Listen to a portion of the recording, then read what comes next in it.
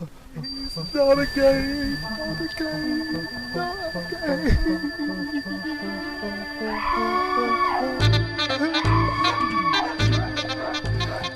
Hello and welcome to the Exploding Appendix podcast. I'm Bradley Tuck, and in today's episode we're going to be discussing acid communism. Before his untimely death in 2017, writer and cultural theorist Mark Fisher had been working on a book entitled Acid Communism. In his very short, unfinished introduction, Mark Fisher writes, "The concept of acid communism is a provocation and a promise. It is a joke of sorts, but one with very serious purpose. It points to something that, at one point, seemed inevitable, but which now appears impossible. The convergence of class consciousness, socialist-feminist consciousness raising, and psychedelic consciousness. The fusion of new social movements with a communist project. An unprecedented aestheticisation of everyday life." Rejecting the idea that the neoliberalism of Thatcher and Reagan was inevitable, and that the counterculture of the 60s and 70s would merely lead to a culture of narcissistic consumerism, Fisher sought to recover the radical promise of 60s counterculture. The term signalled the fusion of psychedelic mind expansion with radical politics. Outside of Fisher's own work, the concept continues to be developed and explored, not least with the emergence of the term acid Corbynism that links themes of countercultural radicalism to labour activism. The podcast ACFM has been at the forefront of acid communist and acid Corbynist research, exploring topics such as collective joy, consciousness raising, and the weird left.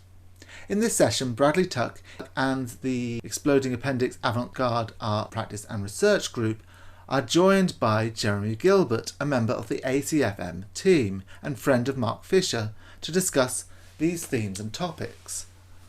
Jeremy Gilbert is a professor of cultural and political theory at the University of East London.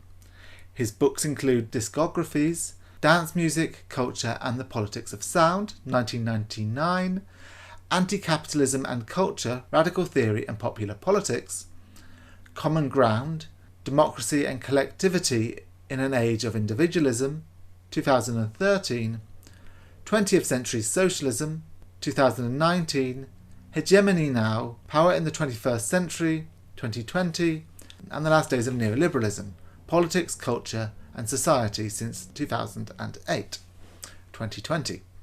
This session was recorded as part of the Exploding Appendix Avant-Garde Art Practice and Research Group, which meets fortnightly to discuss a range of ideas loosely related to the history of the avant-garde and its future. It's currently taking place on Zoom. This recording took place on the 16th of June 2020. Many thanks to Neil Philip Whitehead for editing the podcasts and all of those who joined the session and took part. One of the things that I was thinking about in terms of Mark Fisher's concept of acid communism is that it sort of, in some ways it seems, when I think of Mark Fisher, I don't necessarily think of like hippie and new age culture. I often think of much more punk or this kind of accelerationist element, not the sort of mellow side of psychedelic movement. It seems to be a kind of sort of, with Mark, I just generally don't sort of see him as part of that tradition. So when you kind of read something like his essay on acid communism, is that a kind of shift in his work? Is it a sort of change in his direction? Well, there are just two ways of reading it, really. I mean, there are two, and I would say in terms of the sort of interpretation of what one wants. I mean, the first thing I would say about the phrase acid communism is like, it was not like there was a developed theory there. You know, I mean, Mark was a great sort of, sort of rhetorician and quite opportunistic a lot of the time. He'd come up with this sexy phrase because he'd seen an interview with David Tennant about the R.D. Laing biopic, which he referred to R.D. Laing as a acid Marxist, and Mark thought acid Marxism, acid communism, that sounds cool. So he was sort of, the phrase was sort of, it wasn't really, it's not like there was some really sort of systematized philosophical position like waiting, just about to be sort of articulated. So I think it's important not to try to, attribute it. Now, you can, if you want to, you can read it. There are sort of two different ways of reading it. I mean, so if you want to, you can read it. The notion of acid communism is entirely consistent with everything Marx wrote, and everything Marx wrote as internally consistent with itself, going back to like the late 90s. And so there certainly is a sort of body of interpretation. I mean, there are people who are kind of big fans of Marx, and also sort of not put off by the association with people like Nick Land, for example, who want to read it that way. I think that's a perfectly valid sort of reading of it. But on that reading, the word acid really has nothing to do with psychedelics in any way at all, apart from designating a general sort of will to disorientation, or sort of a very abstract notion of plasticity, sort of conceptual plasticity or something. And it really doesn't have anything to do with communism, apart from the way in which communism in that sort of early 2000s blog scene became a term people would latch onto, really just for it, honestly, more for its shock value than for it having any sort of real meaningful political content. So there is a reading which basically thinks that Marx never made any kind of significant break with Nick Land, who was this kind of the key figure at the cybernetic culture research unit in the late 90s, and who was a sort of advocate of a sort of really a sort of libertarian nihilist philosophy at that time, and now is an alt-right figure. On that understanding of the term, acid communism really just designates a sort of nihilistic generationism. That's what the term means. You might say that so it's a notion of acid communism which really has nothing to do with acid as anyone else would understand it, and nothing to do with communism. So that's fine, and that's fine. That's a reading. That is a reading. Or there's a reading that would say that Marx sort of significantly revised his positions over the years as he went along. That at one time he was an advocate, he was a follower of Nick Land, and he actually said in interviews like, "I'm against the left. I believe in markets. I don't believe in the state," for example, which isn't a very communist thing to say. And then at other time later, he kind of changed his political orientation really after reading people like Zizek, and sort of started to identify as a Marxist.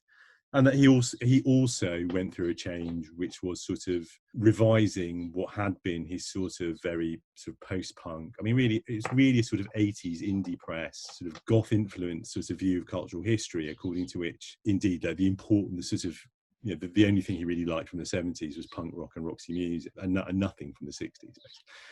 And I would say, certainly knowing Mark very well personally, he would definitely have endorsed the latter account. He would have said he had completely broken with people like Nick Land, and that he had been completely sort of wrong about his attitude to sort of things like the counterculture of the 60s and 70s, and that was informing like a lot of what he was thinking. That's what he did. That's what he said to me, and that's what he sort of said to other people. But you could say, I don't want to dismiss the people who make the reading that he wasn't, because what I would say is, if you're going to make that reading, if you're going to make a reading and says, well, actually, he was always completely consistent, he never really broke with Nick Land, he never really, his politics never really shifted, then you also have to say, well, there was really, if that's the case, then there was something very opportunistic about the way his vocabulary's changed. And maybe that's true. Maybe he always shared one of his great influences was Simon Reynolds, who's like a great likewriter, but the criticism of Simon Reynolds by sort of some of his colleagues and peers has always been, the phrase that always gets used about him is his zeitgeist. He likes the thing that's hip and new now and novel, and he's never not that interested really in anything that lasts for a very long time in sort of music. And there's this, you could make a reading of Marx's position and say, well, actually he was kind of zeitgeisty, like he picked acid communism as a phrase precisely because he sort of knew there was an upcoming sort of younger generation who were not really influenced by punk and not that sympathetic to it really, and that it was going to be, and that rebranding K-punk, as acid communism was going to be a good move for kind of maintaining his popularity with art students. So that's a reading of it, which I think would be overly cynical. But I don't think you can't really have it all ways. You can't say he never broke with Nick Land, A, and his politics never changed, B, it wasn't an opportunistic gesture to pick this phrase acid communism, because I don't think you can really say. But I think either there was some sincerity to the idea that acid communism was an interesting concept in its own right. But if there was, then I think clearly he was making a really quite a significant rejection of the sort of what had been the kind of synthesis of influences which had sort of got he'd become famous for, which was a sort of punk, goth, a sort of nihilistic philosophy, and sort of cyberpunk as a sort of. I suppose the two concepts that I take from Marx, well, the two big concepts that come from Marx is capitalist realism and then, of course, acid communism.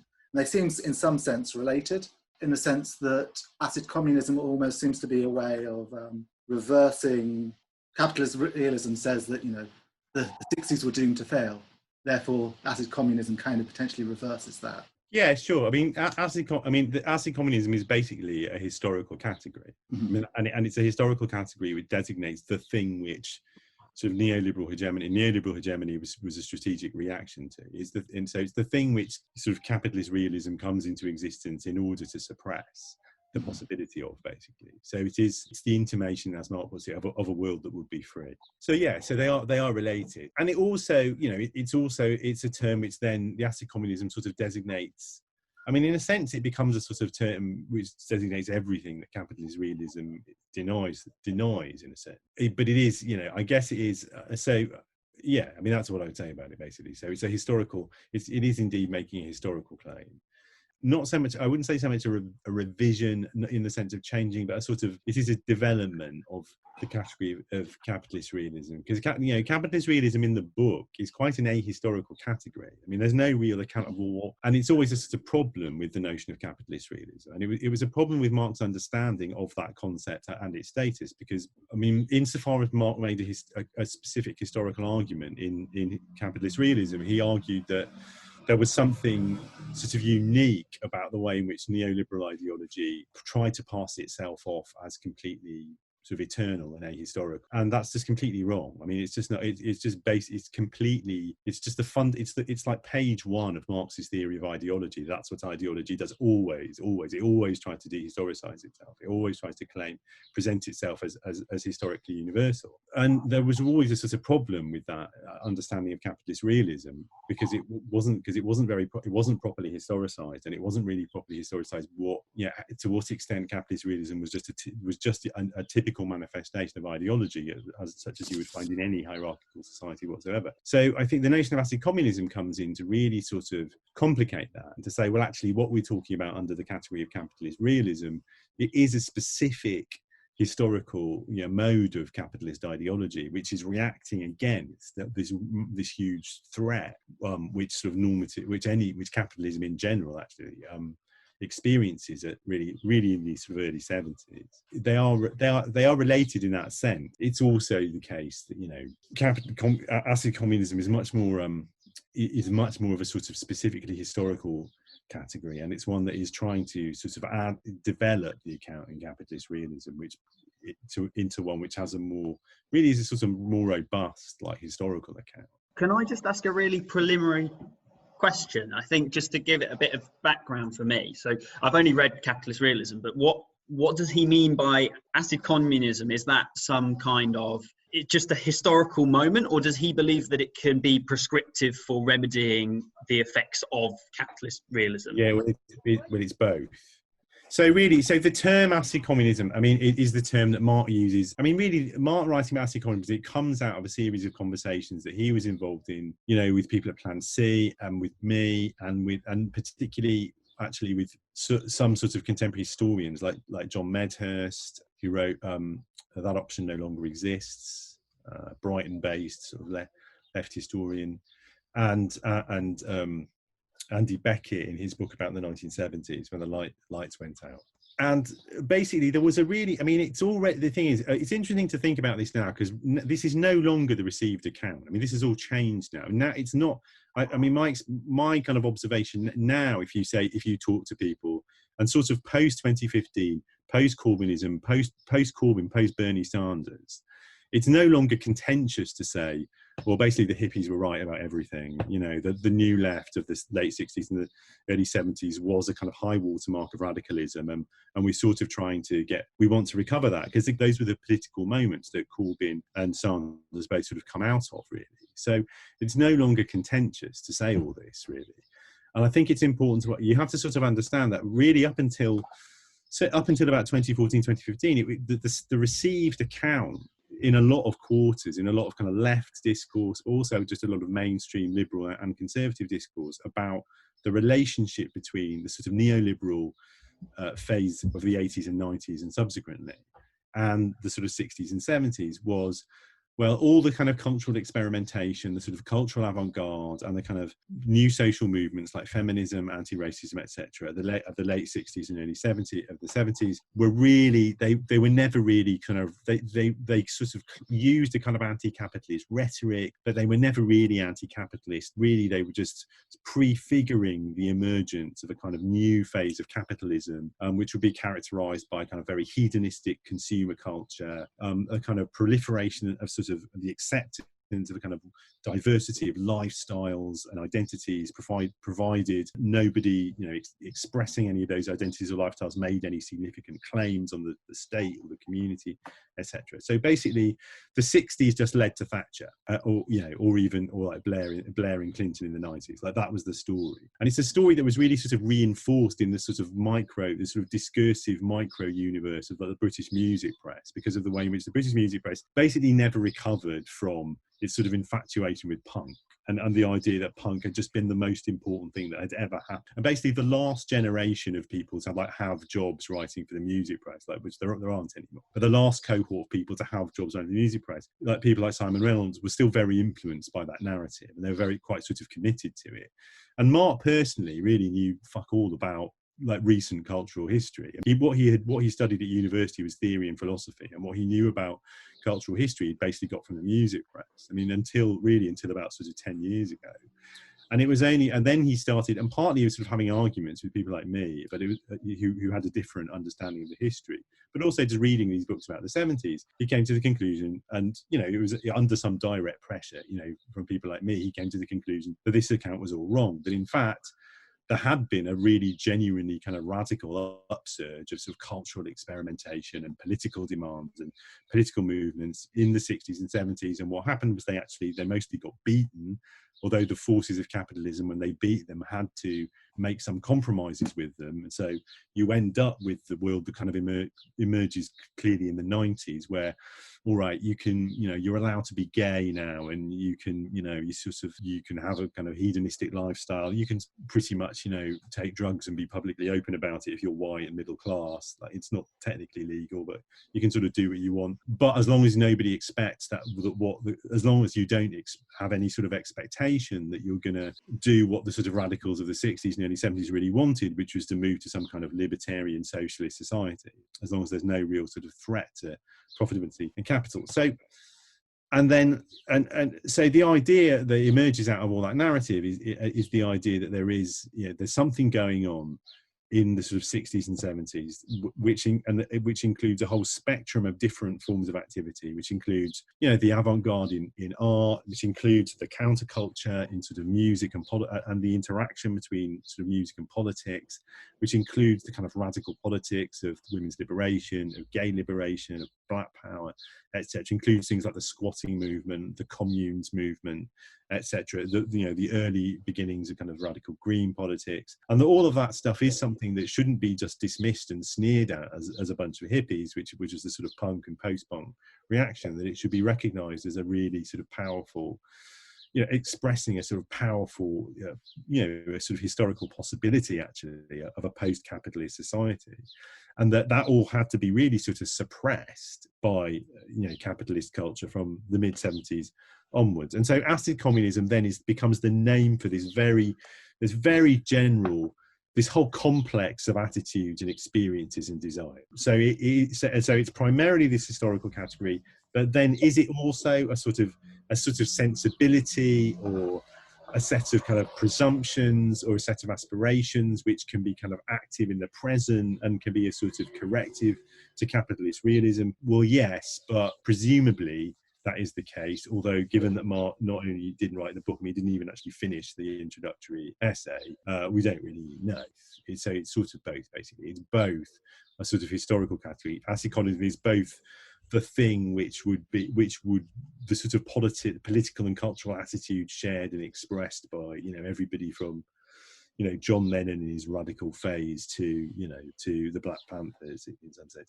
And it is also a kind of sensibility and a set of desires and aspirations which, you know, can be reactivated in the present, and as such would be the sort of antidote to capitalist realism. One of the things about the short introduction, you know, although he's talking about acid communism, he doesn't really talk much about drugs at all. No. So it's more consciousness changing.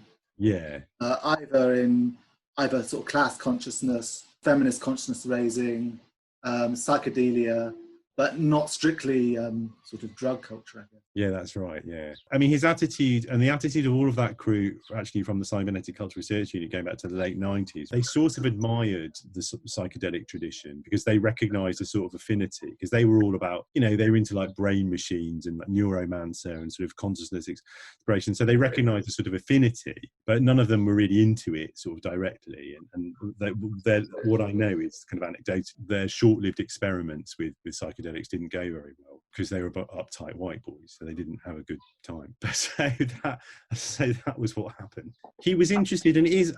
I think it's one of the most insightful. It's the really original sort of observation of that essay, unfinished essay, that there clearly is a real sort of. There's clearly an enormous resonance between the fact that bits of the left and the women's liberation movement are using this phrase consciousness raising at exactly the same moment when the psychedelic movement, though much of it isn't very political, is also talking about consciousness expansion. Yeah. And so Mark he comes up with this phrase consciousness inflation, which is just his term, which sort of includes both of those things, includes both conscious expansion.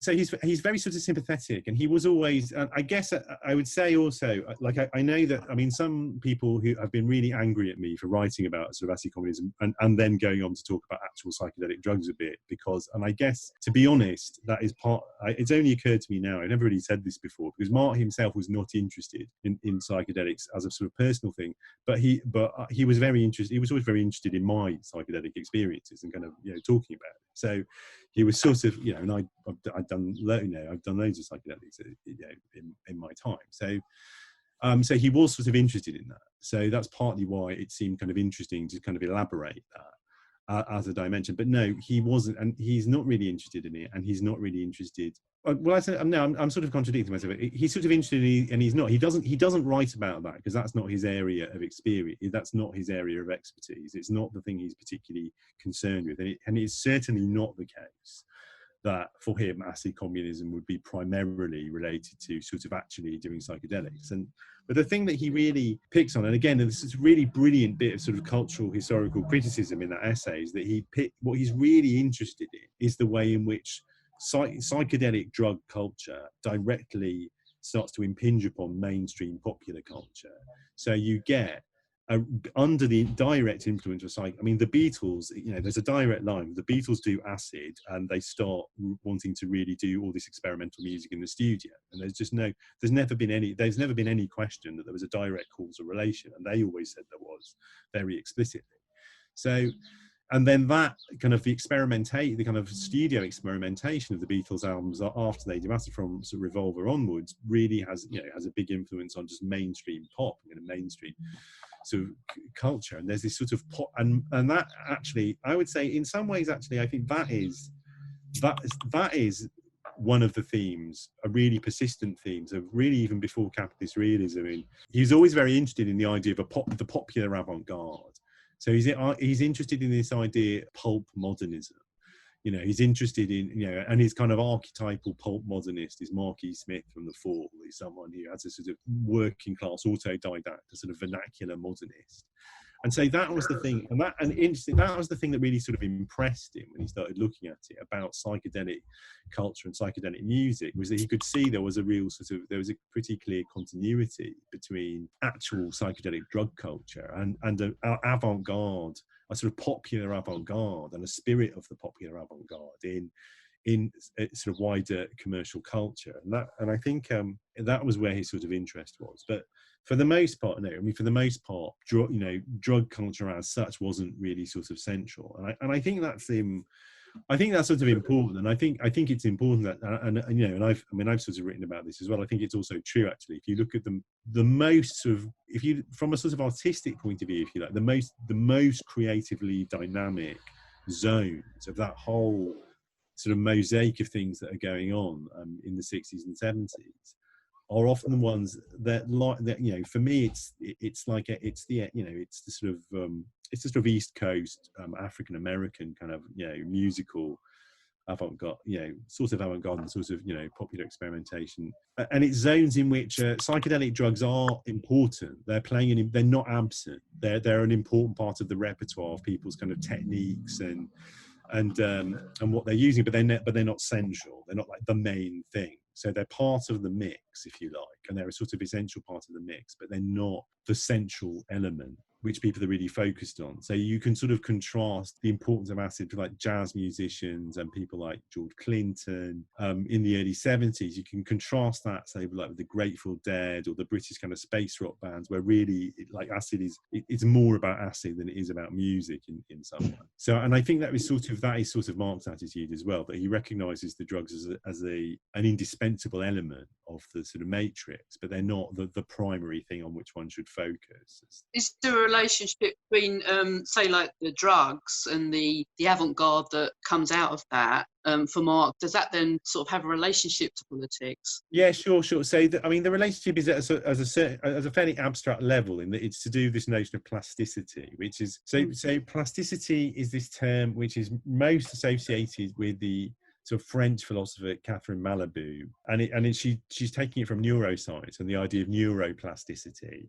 I've got to admit, with Malabou, I've never really got what is her point apart from neuroplasticity is a thing, isn't that great? Wow. I mean, yeah, I agree, but I don't really understand like what she has to say. I don't get what her point is beyond that. And neuroplasticity is just the idea that brains change, the idea that we understand that brains change in relation to external circumstances, not just, they don't just kind of determine outcomes, which seems fine, but again, it doesn't. I'm not sure. I'm sure I'm missing something in terms of like what it's telling us that we didn't know. I mean, Mark doesn't make any explicit reference to Malabou in that piece of writing, but as I would say, it's unfinished, and he hadn't really put in all the references, so we don't really know like what text he had in mind on a lot of those pages of that essay. And yeah, it wouldn't be sort of empirical. You wouldn't be saying anything really empirical, like if you listen to a certain type of music, you'll then have a revolution or something like that. No, it's not that. It's just saying that there's a general celebration of the idea that things are changeable. The idea is there's a sort of aesthetic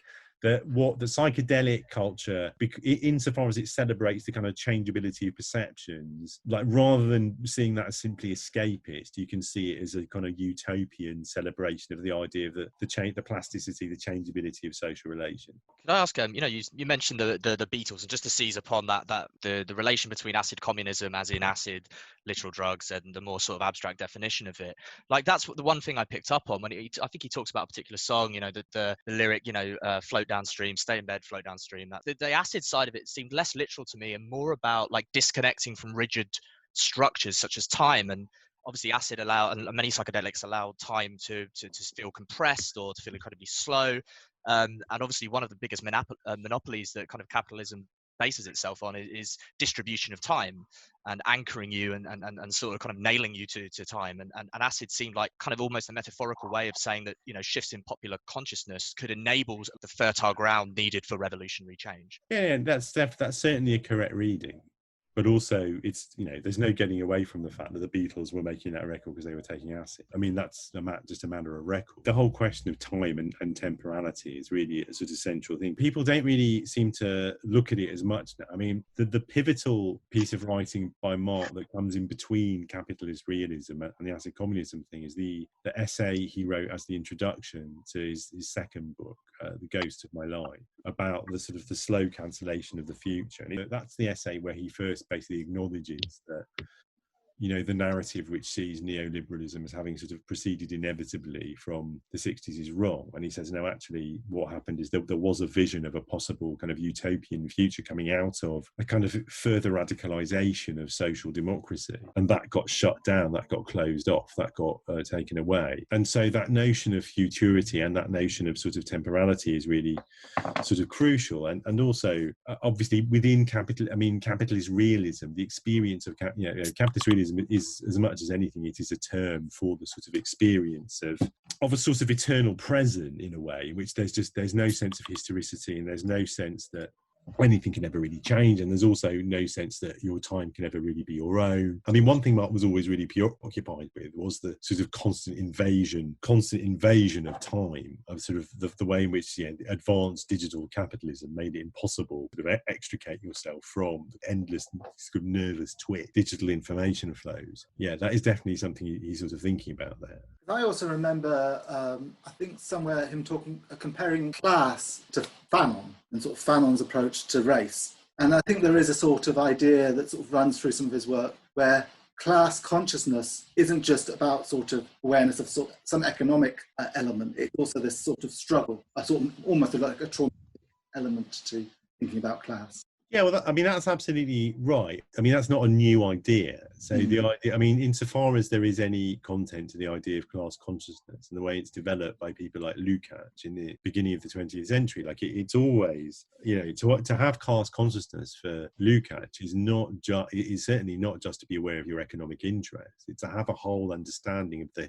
historicity and the contingency of social relations implied. And it's always implied in the idea of consciousness raising. This is one of the things that's really sort of informing that Acid Communism essays, is Mark had a little bit been involved with the Plan C kind of consciousness raising sort of experiments, which hadn't really gone very far, but which were sort of drawing on the women's liberation consciousness raising practices of the late 60s and early 70s. And those, where they got this own consciousness raising from, it came from this book that was published in sort of 65, I think, this really posh American communist, about the experience of living in a communist revolutionary village in China in the 40s. And so consciousness raising, really, it meant Maoist sort of disciplined sort of collective sort of raising of class consciousness. But the idea of that class consciousness in the Marxist tradition and revolutionary consciousness, it always does imply, as I've said already, sort of, things are only the way they are for specific historical reasons, and therefore things could always be changed. But also an awareness of the extent to which one's self,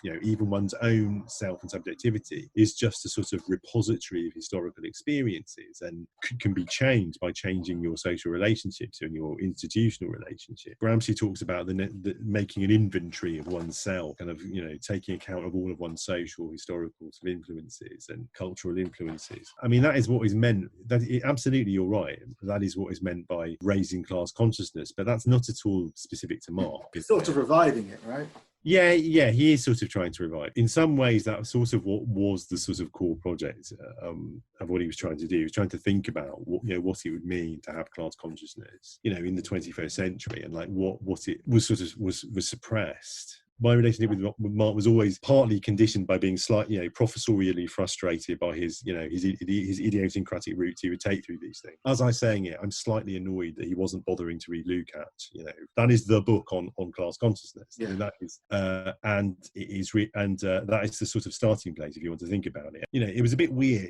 There was always something kind of weird about it, about the way he would sort of bypass some of those classic sources. But also he was very sort of brilliant at figuring out like which ones you could just sort of bypass, and how you could sort of pick through little bits of existing or sort of classic text to construct a way of thinking about things that a wide readership would find really useful and appealing. And I think he was trying to think about a vocabulary for understanding the idea of class consciousness. I guess one of the things that was sort of unresolved and is still unresolved is to whether, are you just talking about an expanded notion of class consciousness, or are you talking about some notion, a sort of political consciousness which couldn't really just be thought of in terms of class? Because obviously the key source for this notion of consciousness raising and consciousness inflation for Mark is not the class politics of, it's not Maoist, it's women's liberation. And women's liberation was about developing a form of collective consciousness, a radically collective consciousness that wasn't thought in class terms, though. It was thought in terms of the kind of shared experiences and interests of women across classes. and I think that was that's something that's just not really, it's not resolved actually, and I don't think one can know where it would have gone in the book actually. I'm not sure what. I'm not sure whether we're talking about, and I'm not sure myself actually, whether I've got lots of notes on this to turn into an essay or a book at some point about. I'm not sure myself as to whether what we want is an expanded conception of class consciousness or some notion of a radical consciousness or democratic consciousness, which is sort of beyond class as a category. I'm not sure. I don't know. There's a plethora of different references, and there's a reference to is it Danny Baker? Yeah, Danny Baker. Yeah, sort of unexpected, but there is a sort of class element to that. Yeah, there is. Yeah, no, there definitely is. I mean, there's no question there's a class element. It's the question is whether everything can be reduced to class, or whether being a feminist, being an anti-racist is merely a kind of complex expression of having class consciousness, or whether it's something beyond that. That's the question. The Danny Baker bit is one of the, I think for a lot of people, it's the most affecting sort of passage in there. Right? Of all of that essay, that is the most sort of idiosyncratically marked. I think no one else would have done that. You know, a lot of people could have stuck together a bit of Marcuse and talked about consciousness expansion and the counterculture, but only Mark would have brought in Danny Baker to that conversation, and it's sort of brilliant. And now there is the class. I mean, the importance of the class I mentioned there, though, and the importance of the Danny Baker reference in that essay is that really is sort of implicitly, at least, I can't remember how explicit he makes it now. What Mark is sort of rejecting there is the idea that the sort of the counterculture and the sort of liberation politics of the 60s and 70s was a purely middle class affair. It was just something for students and sort of graduate women in the women's movement, and it didn't have any connection with organic working class politics. And it's a really difficult area because there is no question that there was, at least within sections of the industrial working class, there was a reaction against elements of the counterculture, which was part of the genesis of the new right and the politics of the new right. And we are still living with that today. So that did happen. But it is also really important to contest the narrative that said that it gives it that exclusive class character. And then one of the history books that really influenced Mark's thinking on this was a book by a woman called Penny Lewis called Hard Hat, Hawks and Doves or something like that. And it's a straightforward kind of social political history. And she's an American scholar, and it's specifically refuting the kind of standard conservative account in America of the anti-Vietnam War, which says the anti-Vietnam War was purely, it was a student movement and it had no working class support, and that trade unionists and working class men in particular were just hostile to its perceived lack of patriotism, and that was really the beginning of Nixonian and then Reaganite reaction. Penny Lewis wants to do in that book, and she does it very successfully, is demonstrate that there was a significant working class component and a white working class component to the anti-Vietnam War movement. So Marx say the point of the Danny Baker thing is really to show the experiences and the attitudes he's talking to, they extend into sort of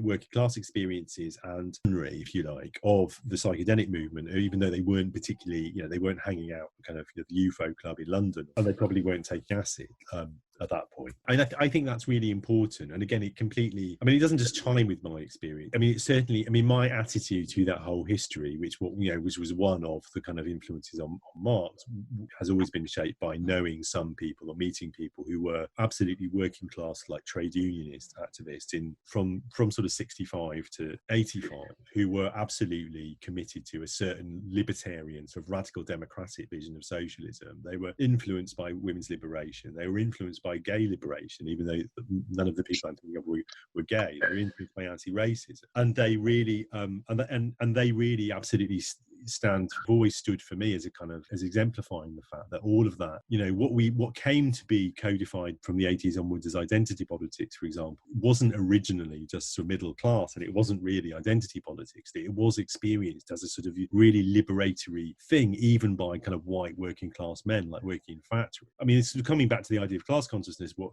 A conventional Marxist account would just say, look, yeah, they had those were the guys who had the really highly developed class consciousness, that they had sufficiently developed class consciousness to realize that racist accounts of reality were wrong, and that even the history of misogyny and patriarchy had to be challenged. And I think that's true. I think that's a fair enough account, although it might still be overly simplistic. But so the Danny Baker thing is sort of standing in for all that to an extent.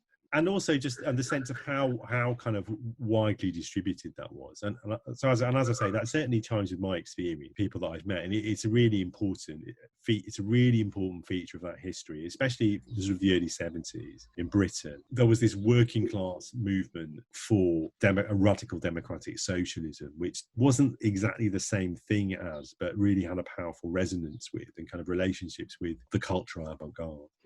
So what sort of music would groups like that be listening to? Would that be like second wave ska coming out and the emergence of punk, or predating that slightly? I think it really depends.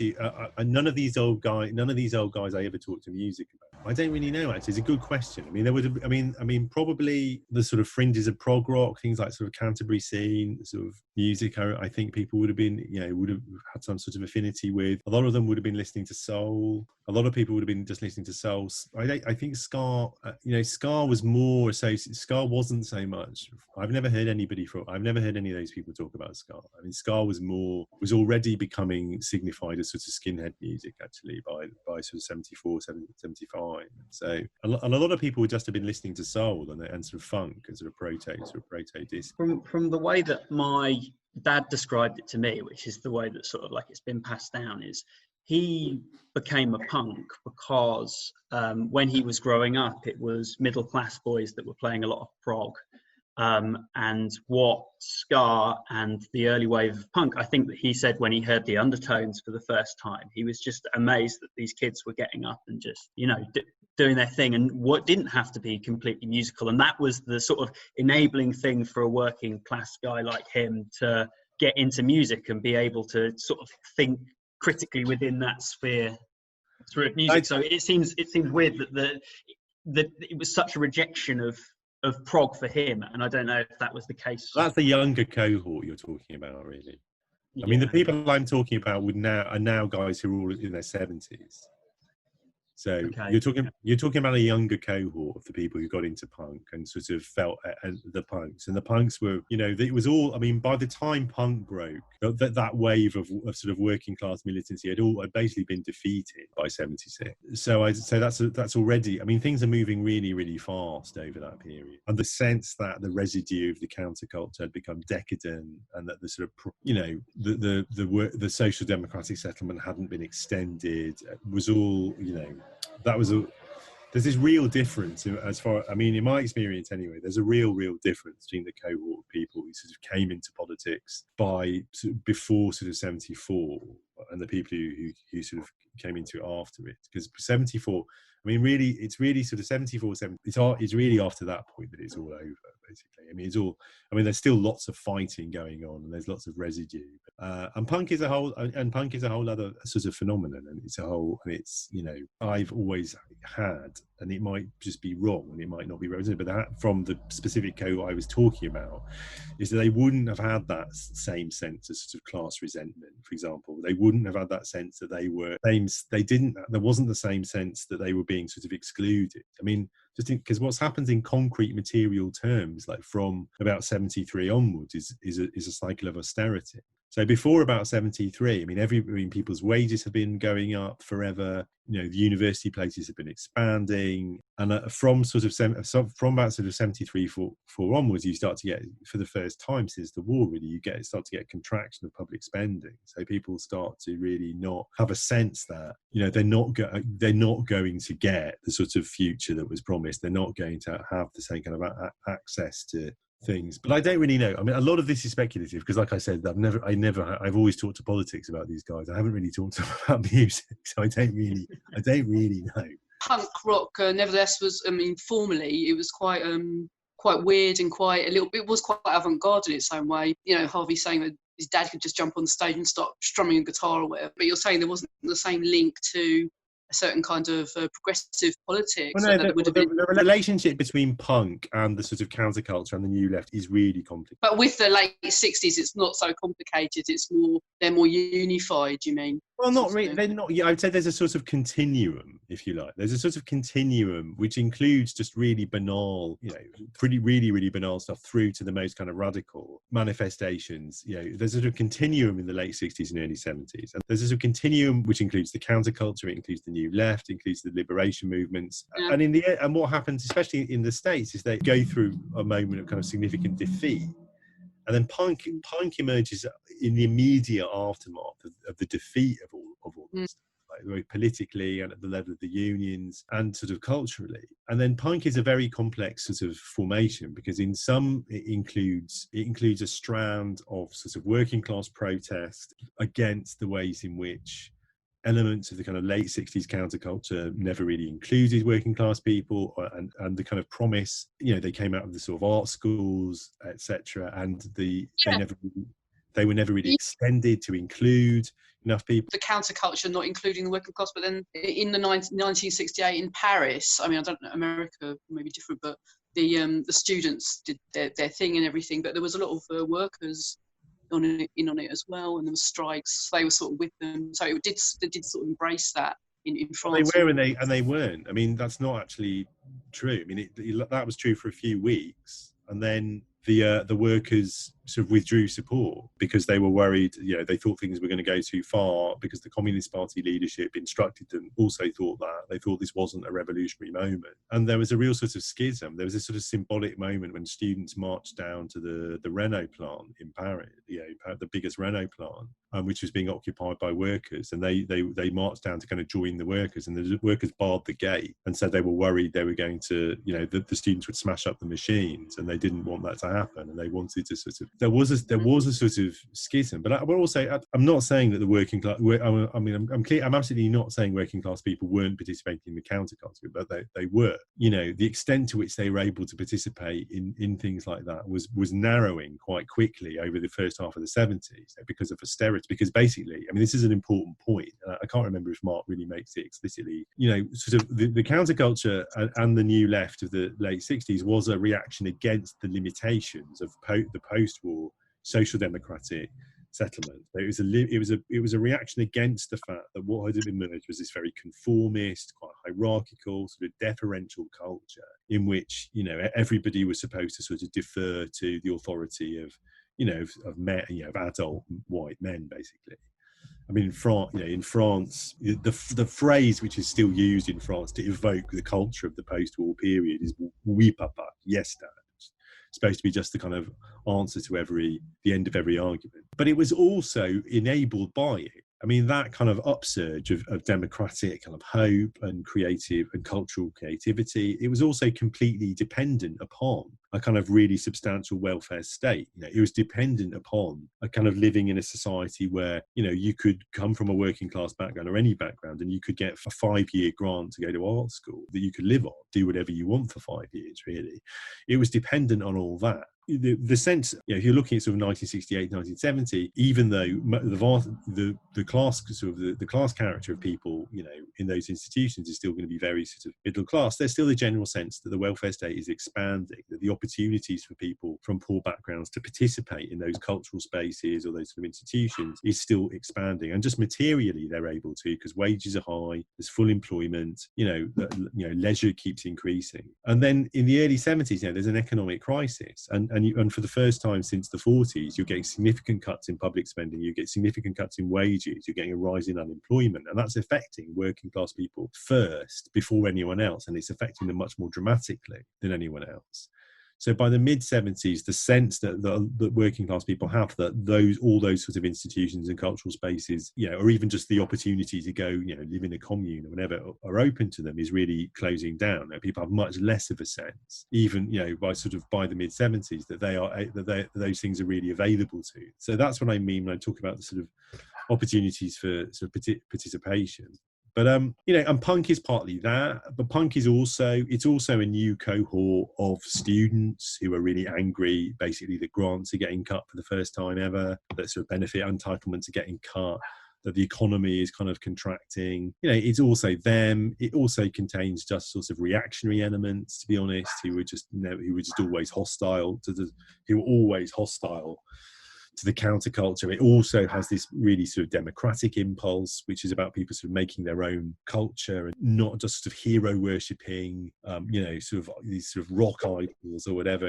It's partly, it's sort of implicitly influenced by women's liberation, because the idea of the kind of rock god is really sort of being critiqued and being rejected. So, but it's a really sort of complex phenomenon, punk. I think, more than most sort of comparable cultural phenomena. I think it's also comparable to hip hop, actually, which emerges at exactly the same moment. Like hip hop and punk both emerge at exactly the same moment, and they basically emerge in the context of the defeat of this kind of hopeful, utopian, kind of forward-looking, moment. Whether it's the kind of counterculture and the psychedelic movement in sort of Britain or in white rock, or whether it's the kind of coalition of soul and funk with sort of civil rights and black power, and they both emerge in the context actually of a massive defeat for those things. And so they both have this they have this extraordinary kind of critical capacity. They're both hip hop and punk. They really become vehicles through which people are able to criticize kind of forms of hierarchy and forms of kind of social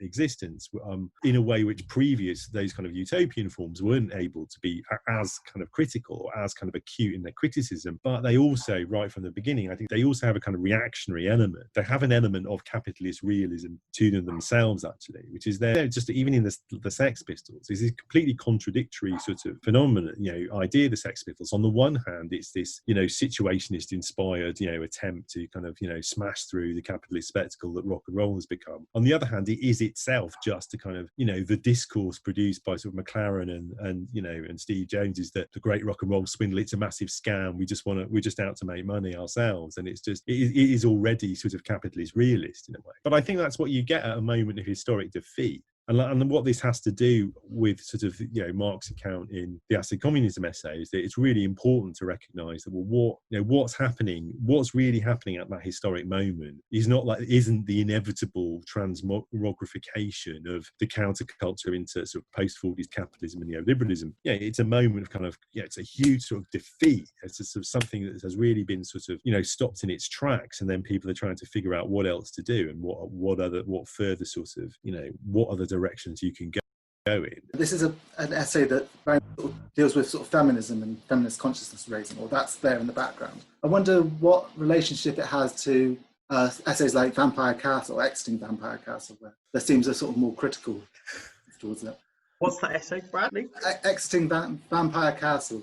Exiting the Vampire's Castle. Oh yeah, that's it, yeah. So Exiting the Vampire's Castle is this essay that Mark wrote in, I can't remember what year now, but it was him announcing, Mark and I we were sort of good friends from sort of 2009, and I wasn't on Twitter. Like I had an account, but I didn't use it until sort of 2015. He left Twitter just before I sort of finally started doing it, and and he had a couple of years of just spending all his time on Twitter, just being a massive Twitter phenomenon and sort of Twitter guy. And then Exiting the Vampire's Castle is his sort of essay about leaving Twitter, why he's leaving Twitter. What he means by exiting the Vampire's Castle literally is leaving Twitter.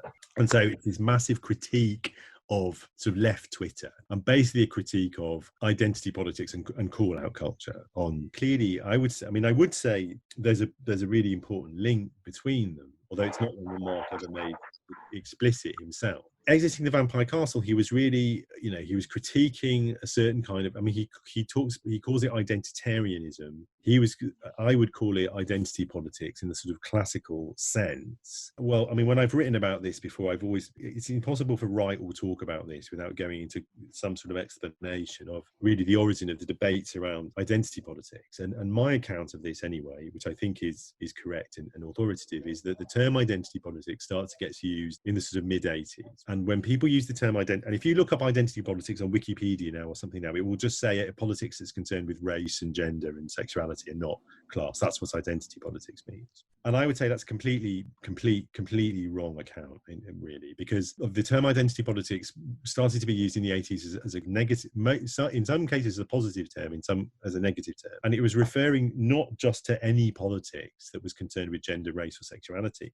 It was concerned with a new way of thinking about race and gender sexuality, which was distinctive from and distinguished from the liberation movement politics of the 70s.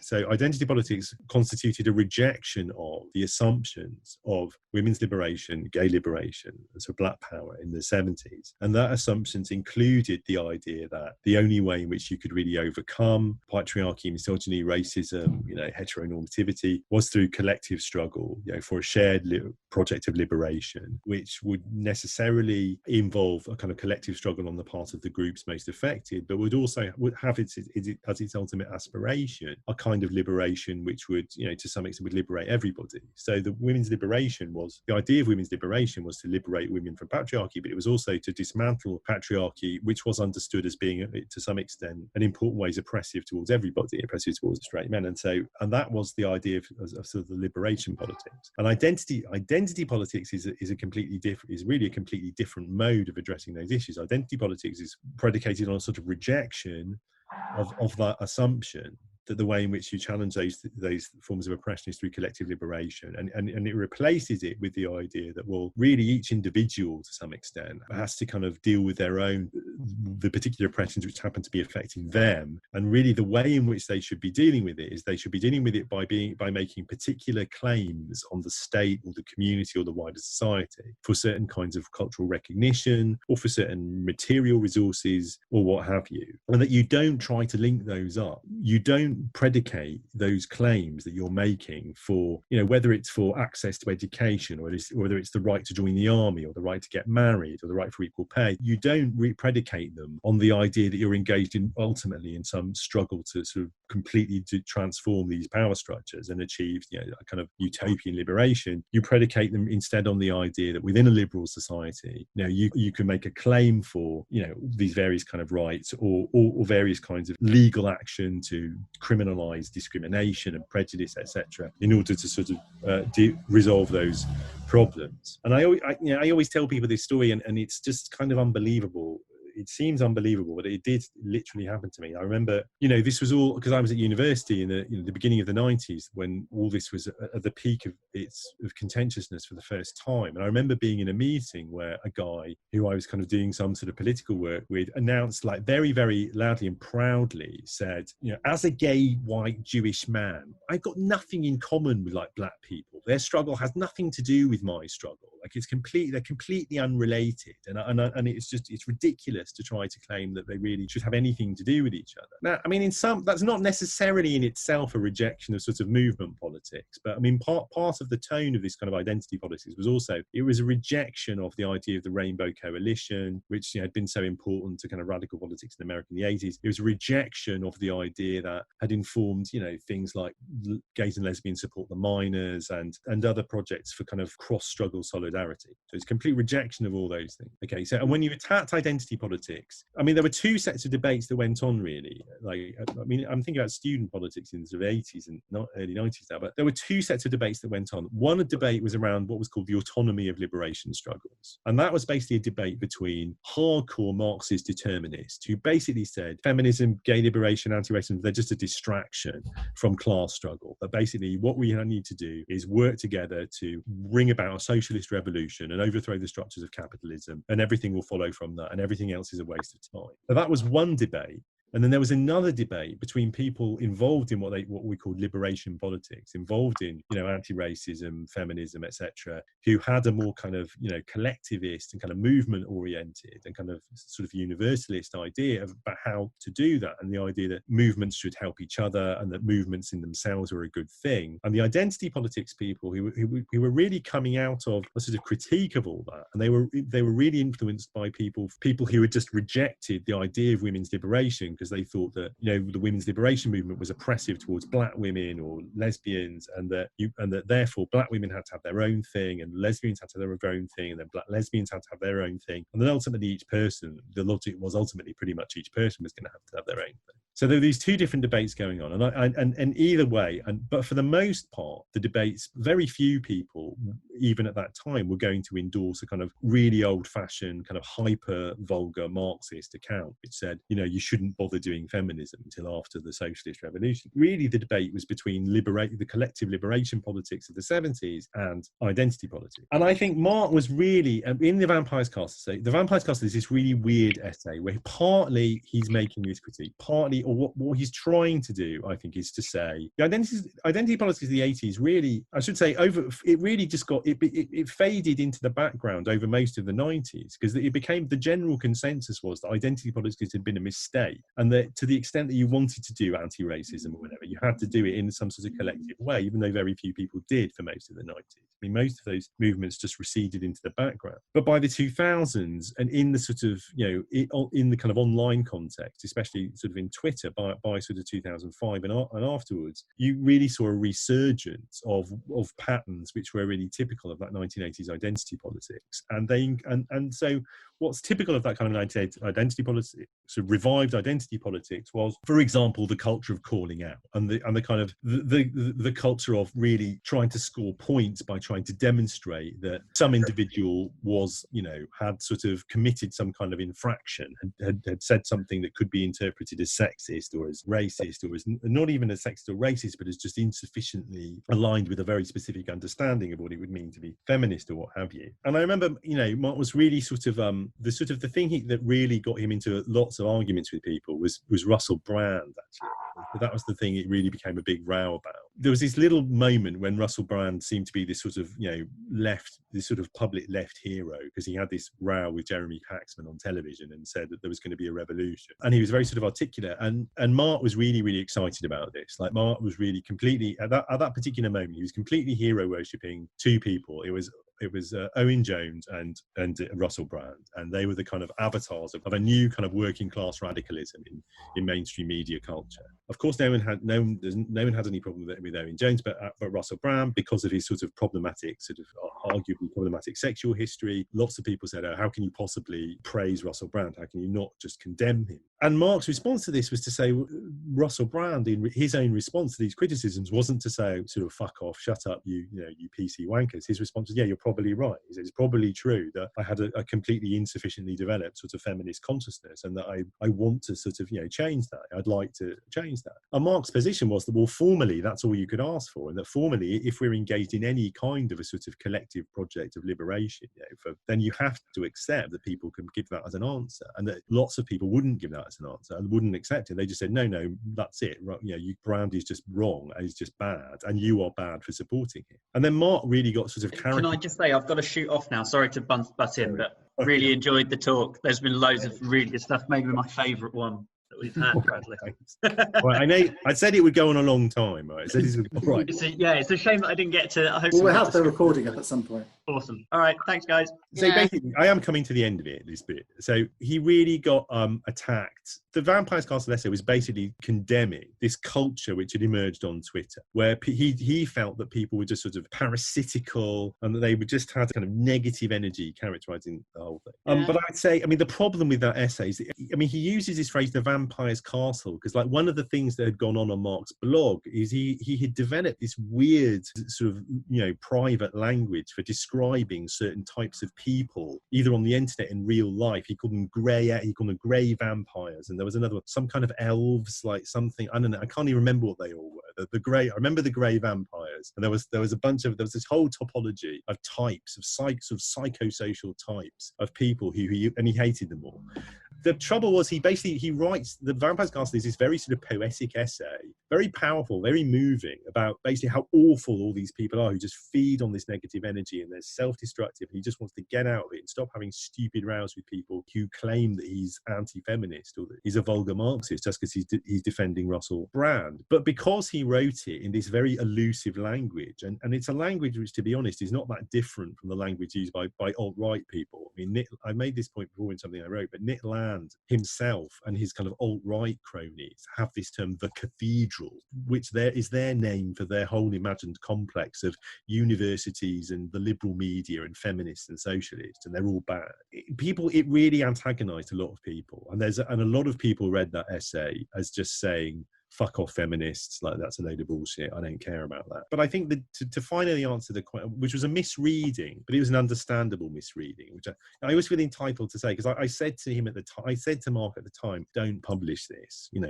it will just piss people off. The people who already agree with you will like it, but everyone who doesn't already agree with you will hate it, and that is what happened. Russell Brand, he was really rude about Hugo Boss. Do you remember that one of these award things? And he started saying that, you know, they designed the Nazi uniform and all that kind of thing. So, but then I thought we're off to that really. I mean, he's not around so much now, old Russell Brand. I think the structures, the capitalist structures, or somebody, you know, got rid of him because he started sort of mouthing off and saying all that kind of thing. So in a sense, well, Russell Brand is still around. Sorry, I'm sorry. He's still around. I mean, I haven't seen him. He wasn't as famous as he is at that moment, but maybe he's still around. I had this feeling they'd sort of not exactly got rid of him, but he wasn't getting them as much work as he was getting, and I thought it was because of that, but I don't know. Well, I think it might be, but he's still around. He's got a YouTube channel and a podcast and stuff called The Truth, which is like massive. But star, wasn't he? It's a bit of an A-lister. He was a kind of A-lister, you know, for a while at that moment. It depends whether the media structures support that kind of, you know, criticism, you know, as to whether it's able to carry on, you know, the power of the media behind that. That's all. I mean, yeah, I think that's all partly true. I mean, I think Russell Brand himself sort of decided to withdraw, and he went in a different direction. Like, he still has a massive following, but he went very new age. He just didn't. He sort of lost interest in being explicitly political. He's gone deep into yoga. Yeah, he went very Jordan Peterson. Really. But I think that's all. I mean, it's interesting in relation to acid communism, actually, because sort of I think, you know, I mean, I would say that the idea of acid communism pointed towards a different sort of synthesis of some of those things. It's something. It's really. It's interesting. I mean, it has been sort of noted by close observers, by Brand observers. You know, I mean, Russell Brand was a sort of fan of capitalist realism during his lefty moment, but he wasn't interested at all in acid communism. I know at least one person contacted him to try to get him to talk about acid communism, actually, or get him to talk about it on his show, and he's not interested at all. Did he talk about capitalist realism? He mentioned it on his show, yeah, but I think he's just, you know, he's not interested in politics now. He got a bit burned by the kind of association with Ed Miliband. He wasn't there for Corbynism. He wasn't interested. He was invited to speak. He was invited to sort of participate in events with Corbyn like loads of time. He didn't want to do it. He was very involved with the that estate in Hackney, the True Era estate, and helping the families and against gentrification. I think that was his last big political, and the thing with drugs. I mean, his whole thing about legalizing drugs, quite a big. Yeah, that's right. Yeah, that was the last thing. I suppose it's hard to really be that concrete and political when you're kind of engaged in this performative spiritualism, and you know. Yeah, well, that's right. Yeah, no, that's right. Well, I think also, but also, I just think, I mean, in the end, one would have to say, you know, use a basic class analysis. I mean, the guy's a media millionaire. He did what most media millionaires who've realised that there's something you do. If you're a media millionaire who've realised that you're a cog in the capitalist machine, which is destroying the planet, like, what do? You take up yoga. That's what happens. I mean, that is just the script now. Is it like the reverse of acid communism? I think it is, yeah. It is the reverse of acid communism. I mean, it is the reverse of it. I mean, to some extent, the claim that that's the reverse of acid communism has sort of informed some of the stuff that, you know, and I and other people have done, you know, to try and develop the idea a bit. Not at all explicit in Marx's writing is the idea that actually, well, you know, there is something powerful and interesting about a lot of those kind of new age ideas in yoga and people being interested in meditation, and it is all clearly linked to what Mark would call plasticity, to the idea of people wanting to change their perceptions and sort of change social relations. But that stuff can go in a really reactionary direction the moment it becomes just a substitute for actually achieving social change rather than a kind of tool for kind of accelerating social change. And so the idea is to sort of claim that stuff. The idea is it would be good in theory, in principle. I mean, there's no reason why Russell Brand couldn't have been really into yoga and also been a revolutionary and supported, you know, Jeremy Corbyn. I mean, that would have been really cool. He could have brought his big new age following into a more substantial kind of political understanding of the actual material causes of the various things they're trying to affect them badly, that they're trying to treat with, you know. I thought it was interesting that he got to even say anything like that Hugo Boss thing, or that, and even Jerry Petson thing, sort of on television, and the media allowed that through, you know. And you're thinking, well, that's what would be interesting, is if we're at a stage where people are able to go on and sort of say things like that. But I don't think they allow it. That was a sort of an anomaly. He's not really on television now, is he? He does his YouTube channel. Anyone could do a YouTube channel. He hasn't got backing of the. No, well, that's true. Well, that's true. And I think that all got shut down. I mean, that all got shut down by Corbynism.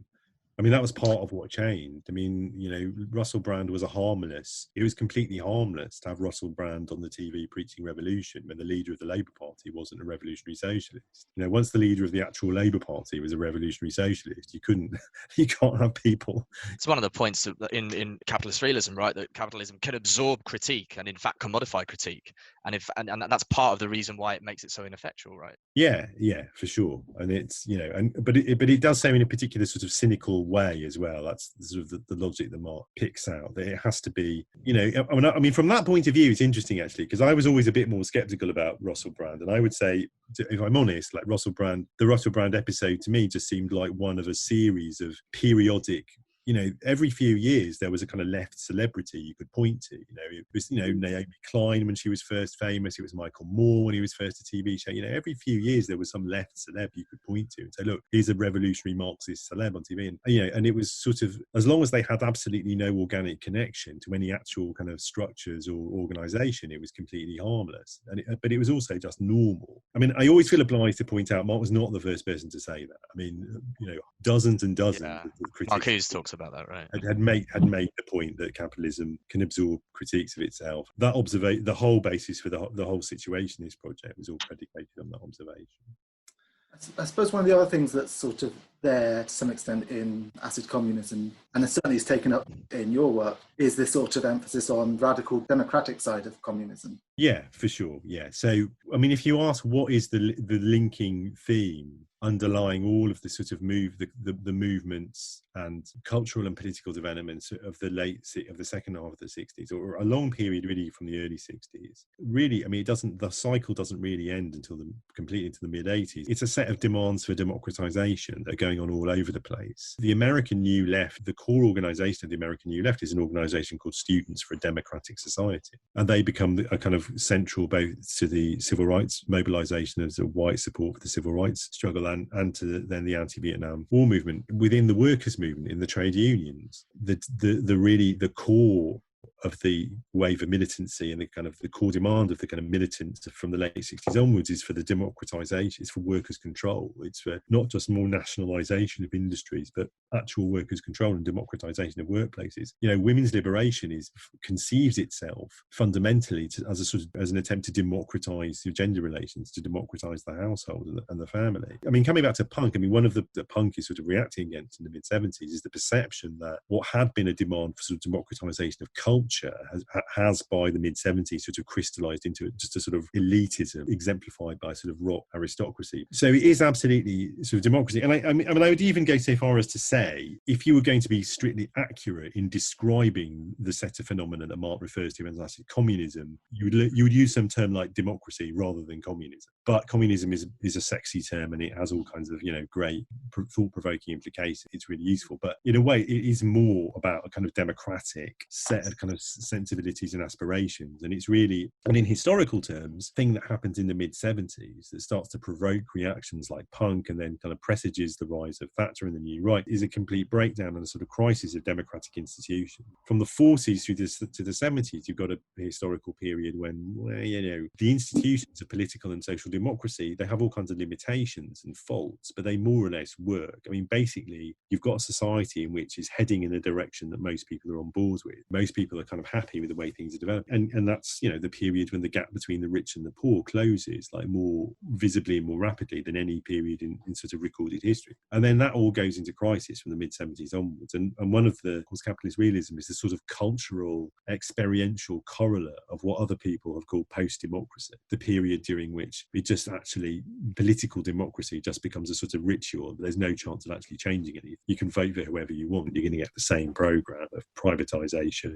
You said earlier about Corbyn and Sanders, and they did quite well in the elections. And there was a link between that and the fact that they were sort of guys who came out of the late 60s. They would have been young at that time.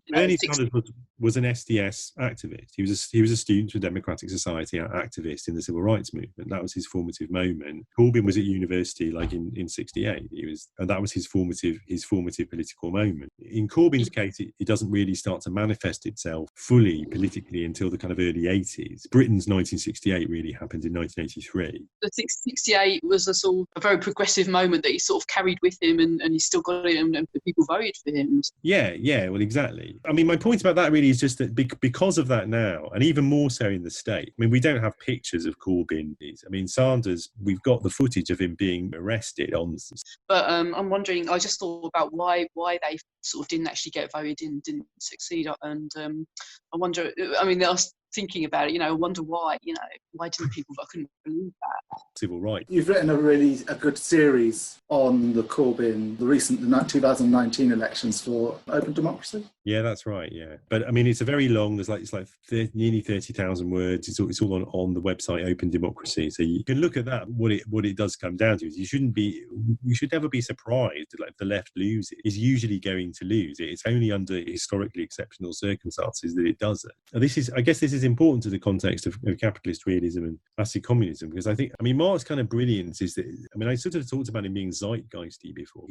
His brain was kind of wired into a sort of collective unconscious in some ways, in ways that, like, very few people's are. I mean, maybe that is what produces the sort of the surface effect of what looks like genius. I mean, that's what it is. And I think acid communism, what he was sort of grappling with, or he was trying to give some expression to this sense, was that something was really sort of shifting around 2014, 2015. And the thing that was shifting was the actual revival of the political left for the first time since the mid-80s. To understand the history of the past kind of 50 years, you have to understand that there was this huge upsurge of kind of democratic demand and possibility in the kind of 60s and 70s, and it was pushed back. Some concessions were made, but mostly it was defeated, mainly because of an underlying change in the kind of technologies of capitalism. The way that manifested itself in Britain was just the political left in the mid-80s in Britain suffered a catastrophic defeat with the miners' strike, with the shutting down of the GLC, of the situation really being forced on the Labour Party of having to kind of abandon any kind of socialist programme. And that situation basically until 2015, really for 30 years, from 1985 to 2015, there really wasn't an active political left in this country. There were tiny little groups and little papers, and there were websites. And that was the situation Mark was sort of describing and responding to in capitalist realism. Really at the very, after that had been going on for decades. From 2015, you can say there is a political left again. There is an organised political left. But the idea that you're going to go from having suffered a catastrophic historic defeat that's taken 30 years to even start to recover from, and then 5 years later, you're going to get to the point where you can elect the single most radical government in the entire history of the country. Of course, it's not going to work like that. The wrong question, really, like, why did Corbyn lose, is that there's no way they were going to ever win. They were never going to achieve any more than they did achieve. And the only way you get a government elected that can do the kind of things that Corbyn and Sanders wanted to do is with really of relatively successful kind of building of social movements, of labour organisation, a kind of political organisation. You need all kinds of sort of institutions on your side, and we're in a significantly stronger position than we were like 6 years ago. But of course, we're nowhere near in a position to be able to actually. You could have all these sort of like left organisations from the sort of grassroots building up over quite a long period of time, so that when you get somebody like Corbyn come along, there is some support for him. You need that, and you need trade unions to be organised and to be militant, and you need sort of come back to the media. If the media don't support that person, that's a big capitalist structure. Generally, the media is the powerful element. Yeah, well, that's true. Yeah, you have to try to find ways to counter that, and I think we're starting to develop ways of doing street campaigning and. Yeah. Is it possible to do this, build it up slowly and have all that, or do you have to have someone who smashes it? Do you have to have a what's called a revolution? Well, there's no example of a revolution that hasn't been preceded by decades of building up, social movement. Yeah.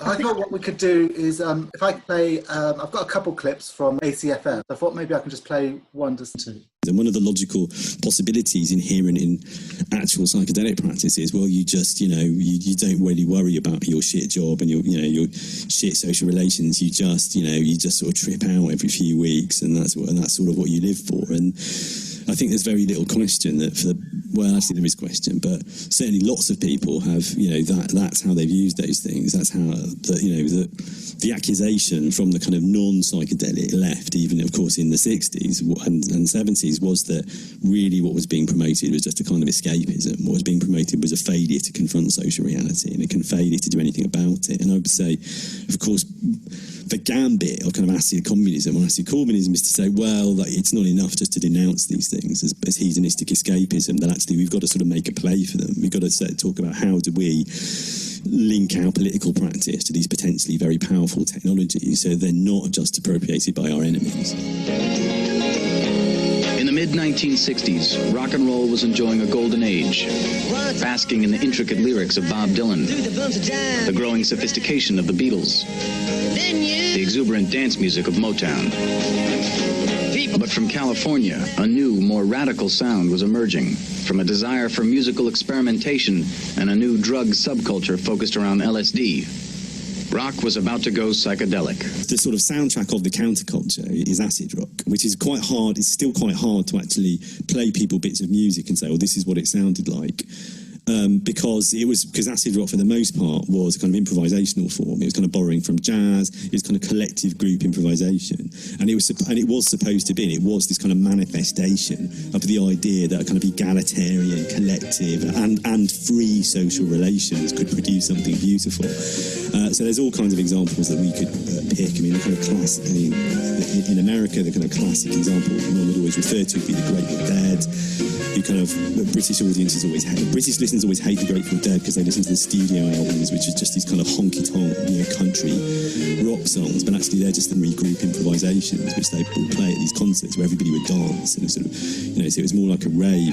And then what's really important as well, from gets left out of that history, is the presence of kind of black culture and black musicians in that moment. So the early 70s is this extraordinary moment when this sort of collective improvisation, both in funk music and in strands of music coming out of jazz, whether you're talking about the spiritual jazz of Alice Coltrane, you're talking about the work of people like Simand, I think that's how you pronounce the name of the band, whether you're talking about people like Sly and the Family Stone, whether you're talking about the early Parliament Funkadelic records, they all come out of this fantastic matrix of sonic possibility in the early 70s, which always, and all of this music combined, a kind of utopian determination to kind of imagine a better world, to assert the possibility of freedom, but absolutely to assert that in a collectivity. Like, it's always, all of these things, all of that music is about it's all about large groups of people, with relatively little formal constraints, nonetheless cooperatively producing a kind of experience. It's quite hard to get that from any of the music we've got now, because it was supposed to be a live experience. It's supposed to be something that you participated in, that the audience had to be part of the process. So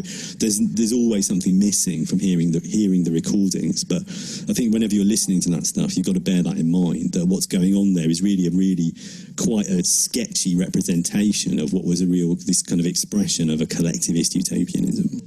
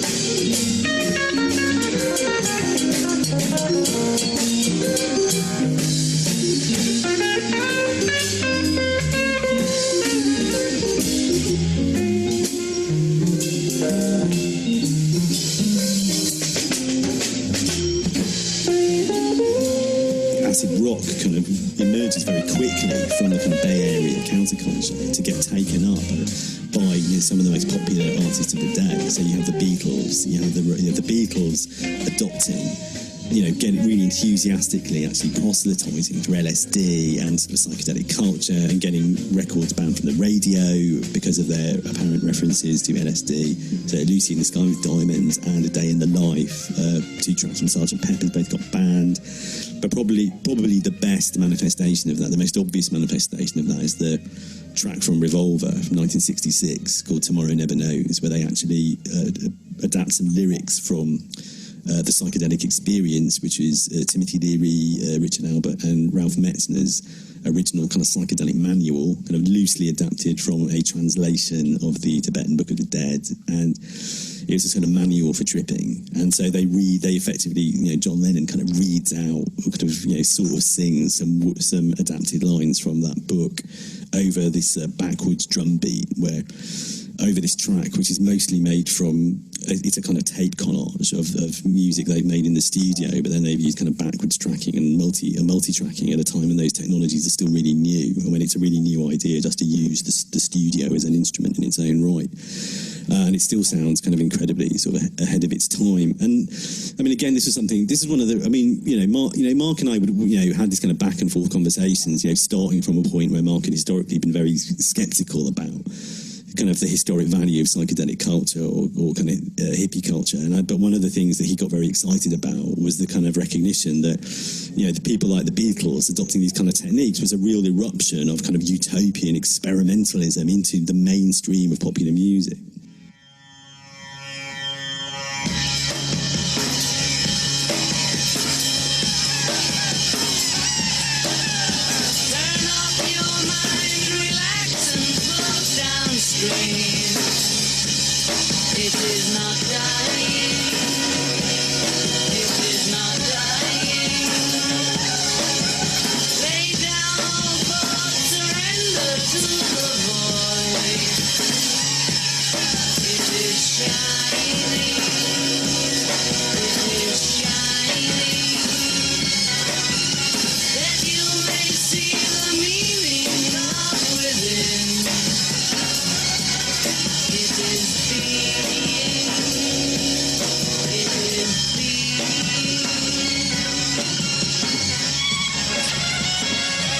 That was just a kind of clip. I don't know if anyone's actually listened to the actual show, but yeah, I do recommend it. It's a really good, I think especially at this time of lockdown, it's a quite enjoyable thing to just have some music and also a lot of ideas at the same time. Thanks. I wondered if you could maybe sort of just say a little bit about how that sort of project developed. So the ACFM show really comes out of the Acid Communism project, which is a sort of extension of, it's also an extension of the Acid Communism project. I mean, the term Acid Communism was thought up by Matt Full, who's left-wing activist and is now the producer of the podcast. And it was thought up in the context of thinking about things to do at the second World Transform Festival, the first one to be held in Brighton. So that would have been, I'm losing track of years now, so like 2016. And at the time, actually, Matt, I remember he said at the time he wasn't really familiar with Marx's work. He hadn't read Capitalist Realism, and nobody had hardly anyone had seen that. The Acid Communism essay hadn't been published. I think a handful of people had seen it. It was quite widely known that Mark Fisher had been working on a book called Acid Communism. So this phrase Acid Communism was just circulating around. And then Matt apparently said to a friend at a festival or something, and he said, I think my politics could best be described as acid Corbynism. But it was a sort of tentative it was only a sort of speculative relationship with sort of Marx stuff, really. So some of those people who were kind of part of that conversation got in touch with me. Charlie Clark, who was kind of mutual friend and involved with the World Transformed, got in touch with me and said, what about organising a session at the World Transformed under the heading of Acid Corbynism? And I said, okay, well,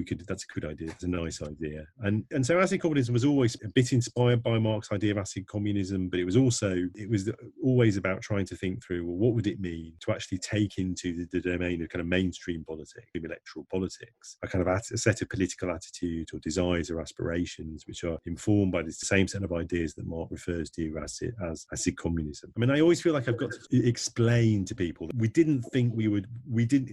acid communism wasn't supposed to be just an expression of acid communism. It was always supposed to be sort of its own thing that was a sort of, jokey reference to Marx's already jokey phrase, acid communism, would pursue its own logic to some extent. So which is partly why I've sort of stayed away actually from people. There's a particular bit of the social media universe in which people are really massively into acid communism and debate it a lot, and I sort of stayed away from it. People want to kind of argue about what they think Mark meant, that's fine, but our project was really to elaborate those bits that we thought were interesting. I mean, what would it mean in practice? Acid communism, all acid communism meant in practice was having conversations about what it would mean to take seriously the kind of history and some of the concepts we've been talking about here today, bring them into the context of policy and strategy debates in the Labour Party and debates around sort of left culture. And so the main actual practical thing that then emerged out of this series of workshops and kind of conference sessions and interviews, the main thing that emerged out of it was this podcast. And so it's a podcast that a group of us who were originally taking part in that acid Corbynism session at The World Transformed started, and it's presented by myself and Nadia Idle and Keir Milburn, who were both involved with Plan C, and so had that kind of connection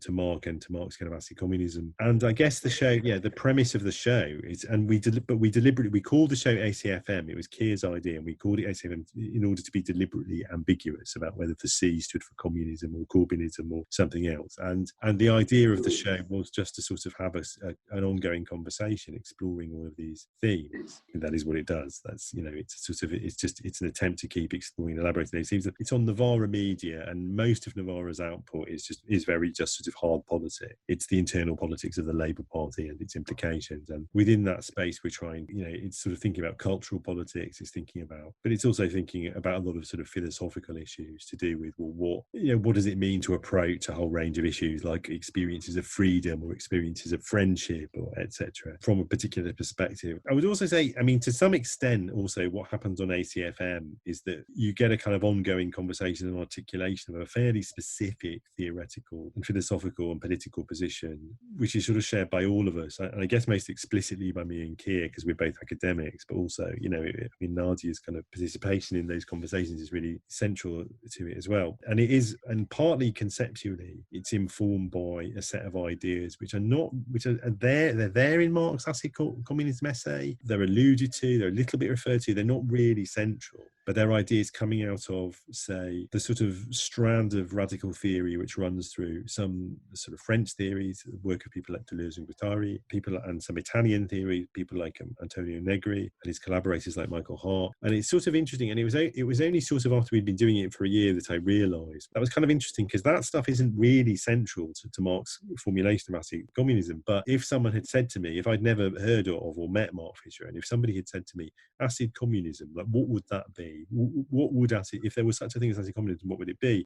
My answer would have been, well, presumably it would be those strands of explicitly communist kind of theory and political practice that had some direct connection to the kind of, radical sort of countercultural tendencies from sort of 68 and afterwards. And so it would be those people. I think so. And I guess that is the sort of thread that runs through the whole project. The thread that runs through the whole project is that what does it mean to think about a whole range of contemporary issues from the perspective of a sort of a philosophical and political position which is directly inspired by the concerns and interests that were animating those radical thinkers at that time. It's really nice how you might say if you're discussing collective joy, bring in a kind of selection of pieces of music, and then you kind of it really nicely weaves through. Yeah, the music thing is interesting. That's partly because there's lots of reasons. We're into it, but it's also actually, one of the origins of the acid Corbynism thing and the ACFM thing is the first sort of year of this sort of wave of enthusiasm following Corbyn getting elected as leader of the party. I DJ. I run sort of dance parties in London, and I have done for years and years. And Matt Full, who thought of the phrase acid Corbynism, and a bunch of the people who organising the World Transformed had been coming to these parties. They were very enthusiastic about them. They were quite enthusiastic about the idea that somehow, as a cultural form, they constituted a manifestation of their politics, because they're sort of egalitarian and collectivist and sort of joyful. And they sort of, when they first started talking about this notion of acid Corbynism, I think that was one of the things they wanted to sort of talk about explicitly, like at the World Transformed. And I was quite reluctant to do that, partly because I didn't really want, partly because there was huge media interest in anything related to the Corbyn project at the time. And I didn't want journalists like hanging around at my parties. So we sort of played that down a little bit, but we brought back into the show, we brought back that kind of interest in music. And although we talk about lots of different kinds of music, so we've talked a lot about punk on the show and things, but a lot of the music we play sort of belongs to that sort of continuum from sort of acid rock to deep house to sort of techno that sort of typifies those parties. Yeah, because last year I went to the World Transformed, and there was a real sense of that connection to having sort of music on the one side, and there'll be other sort of kind of cultural events, and then also going to a panel on a particular political topic, and having those things all fused together did give you a sense of living in a time that would be, in my head, like living in the sort of 68. That's great. I mean, that is the idea, you know, that's the aspiration. I mean, what do you think, given that Corbyn is no longer the leader of the opposition, where does acid Corbynism go now? Yeah, we don't know. We keep meaning to have a sort of jokey show where we invite the audience to vote on what we should call it now. It's not going to be acid Corbynism anymore. I don't really know. I mean, I would say in formal terms, in immediate terms, there's a bit of an answer, because like right now within Momentum, you know, the membership organisation that was set up to support Corbyn's leadership of the party, you know, there are elections taking place for the National Coordinating Group. You know, one of the kind of slates, you know, the sort of factional slates for those elections has been organised by a group called Forward Momentum, and a number of our sort of friends from the World Transformed have been involved, and Keir's been involved, and it's all been a very explicitly sort of radical democratic project. What they decided to do was to hold a set of open elections, or what in America would be called open primary, just online, to, you know, with sort of digital hustings and things, to enable anybody who wanted to participate to vote for the slate, and then make that the formal slate in the elections. And I would say that it's that sort of thing, actually. It's, you know, participatory, it's technologically enabled participatory democracy that we've always sort of meant by acid Corbynism, if you see what I mean. That's part of it. That's one manifestation of it. But I don't really know. I mean, I would say, you know, I really don't know. And I think politically, at least some of us will still be operating within the Labour Party, and we will continue to press for a libertarian, green, socialist politics, basically, which you don't have to call. I always have to make clear, you don't have to call it acid anything. I mean, it's sort of, in my head, it's quite powerful to keep thinking that's an acid politic. We say, is it acid?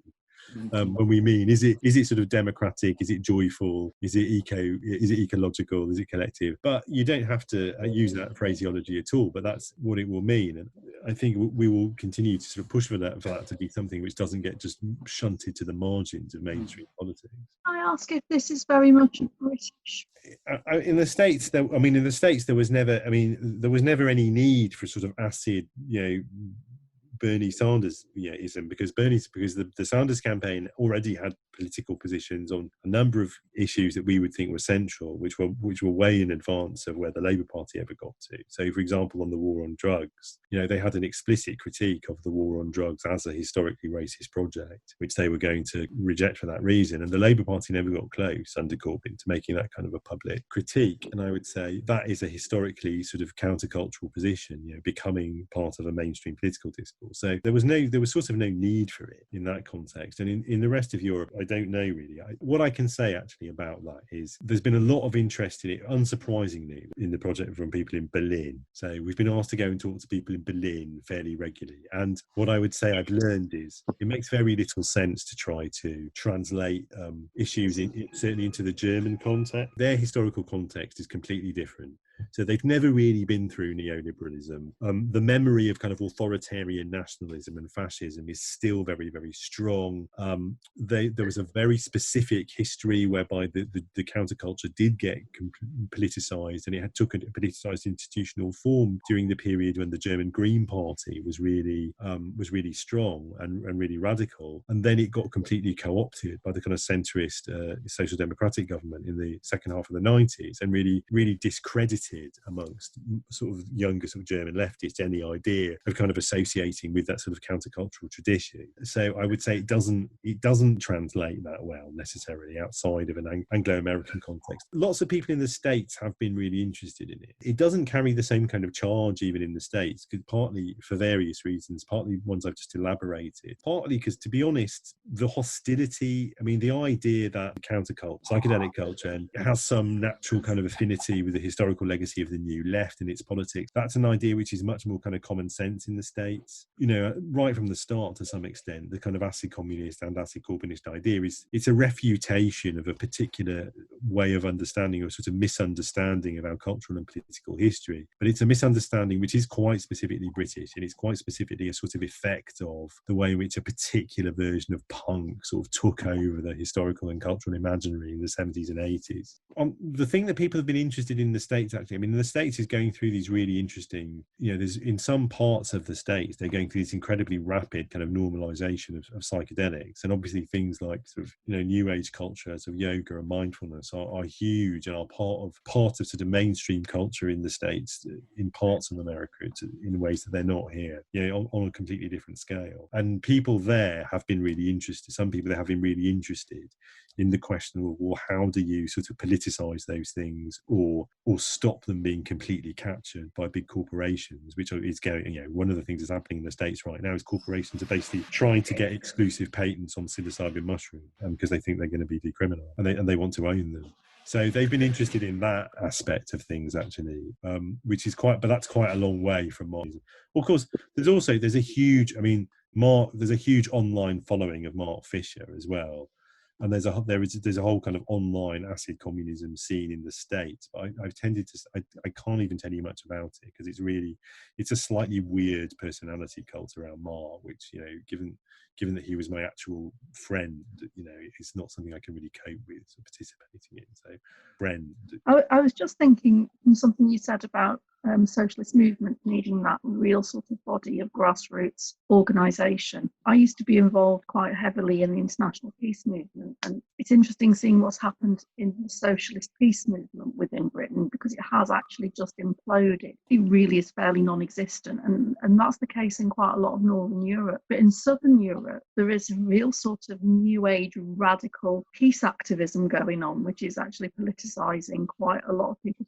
I'm thinking about friends who are involved in Italy and following a kind of cult figure called Turi Vaccaro, and he's a very new age kind of character, but you know, he's doing the things that were happening in Britain sort of 30-40 years ago, you know, sort of willfully getting himself arrested, very public campaigns, hunger strikes and so on. And you know, and I was just wondering if there was something sort of evolving in Southern Europe, really. I don't know, that's really interesting. In terms of the specific things that, you know, we've been interested in the acid Corbynism project, the Southern European experience is very different because to some extent, a lot of what we're interested in is about the kind of legacy of a certain kind of Northern European sort of Puritan, sort of Protestant individualism in the. But I don't know that. I really don't know enough about it. That's very interesting. I'll sort of try to find out more about that stuff. Culture. Yeah, the guy's called Turi Vaccaro, and he is quite an interesting figure. I mean, he's been around for years, and he was for a long time living on the streets in a kind of political separatism in Rotterdam for many years. You know, you just mentioned this cult of personality around Mark Fisher. I've definitely picked up on that as well, and I've seen his name coming up more and more in online communities, on critical theory kind of Reddit pages, and all sorts. There seems to be a real, over the last few years, explosion in interest in him. Do you know, like, really what to attribute that to, or any kind of guesses? I can only to a limited extent, because it's obviously really weird for me, and it's really weird. I know everyone who knew Mark personally, and it's weird for kind of multiple reasons, and partly just because he was our mate, and it's weird to see that happen to your mate, and partly because, in all honesty, there's a whole culture almost which now attributes to Mark a whole set of positions which were just not, they were not only not his, they were just like completely commonplace within the kind of intellectual sort of culture, the academic culture we both came out of. I mean, capitalist realism is just a sort of repackaging of the basic concept of ideology, of bourgeois ideology. I mean, I always say this, and it sounds kind of mean-spirited to say, but it's true. Like, I remember getting Mark just when capitalism realism had just, in those days, we don't anymore, we still had a cultural studies, like undergraduate degree at UEL, and I got Mark to come and teach a class up to my third years, and they were all really underwhelmed, and these were like mostly students, they're not kind of incredibly academically gifted or anything, they've been doing a cultural studies program, and they were all just like, well, what is this? This is just ideology, isn't it? This is just like Gramsci and Althusser, this is basic ideology theory. And I said, yeah, I suppose it is. I just think Mark's got a really nifty way of explaining it. And so it is kind of weird. So it is really weird, and there is a whole. I mean, part of it is there are loads of people who Mark is the only person and the first person they came across saying, "Oh, look, the media, contemporary media culture and political culture collaborate with each other in order to normalize capitalism," and that's an incredibly powerful thing if you've never heard anyone say it before. Also, Mark had an absolute genius for sort of putting together those ideas and sort of repackaging ideas in a way which would be sort of poetically powerful and kind of resonate with people. That would be consistent with my experience. I've got a friend of mine who's very allergic to sort of academia generally. Kind of describes himself as an anti-intellectual, thinking that kind of Marxism, all this sort of thing's far too removed, ivory tower sort of stuff. And I sent him Capitalist Realism, and he really gelled with it and went, "Oh, okay, maybe I'm gonna have to have a rethink about this." So maybe it's just that formal aspect to it, like not using terms like bourgeois ideology and stuff, and explaining in terms of like recent sort of cultural phenomenon that people can identify with and go, "Oh, Burial, yeah, I listened to that guy," or whatever. Maybe that is really the key to it. Yeah, it's partly that, and it is partly because Mark taught FE for a few years. So he had experience explaining. He had sort of an unusual amount of experience of trying to explain that stuff to people who were, not even at university. Yeah. So, and that was an important part of it.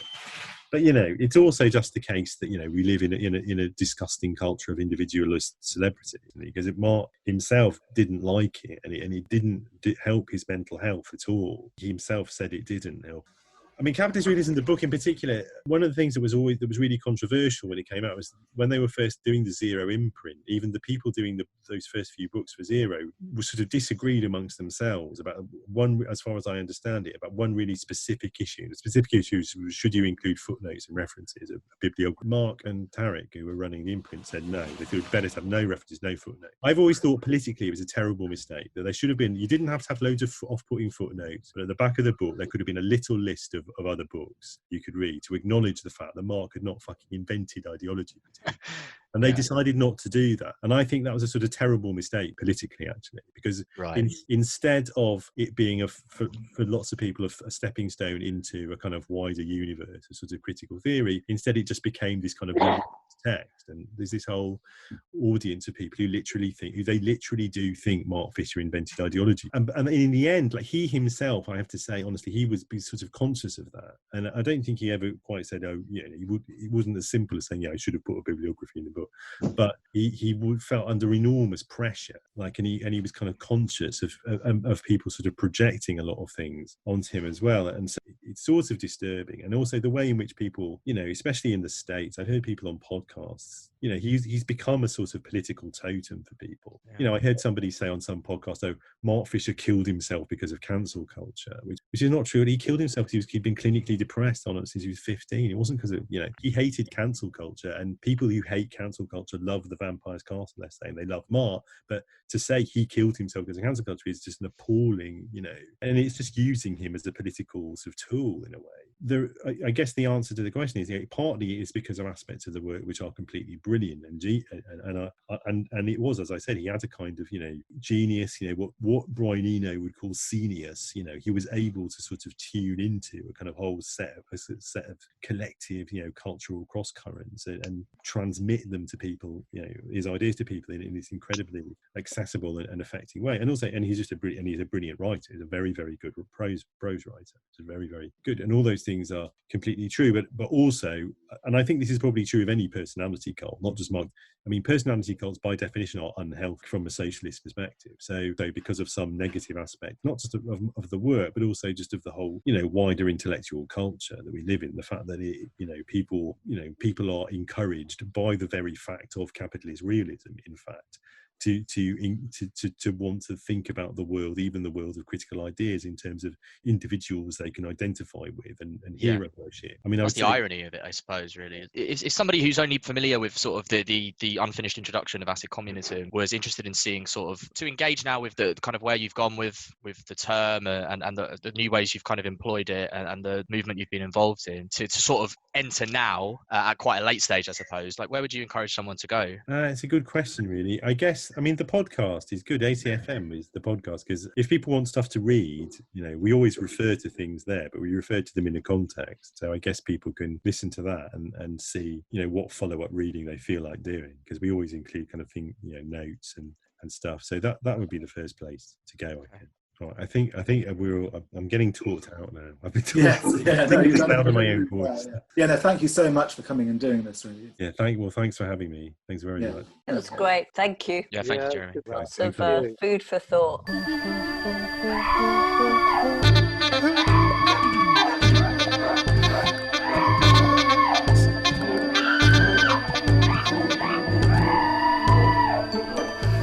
Thank you for listening. This has been the Exploding Appendix podcast. If you enjoyed this podcast and you'd like to hear more, please check out our website at www.explodingappendix.com. Exploding Appendix, ideas and culture with guts.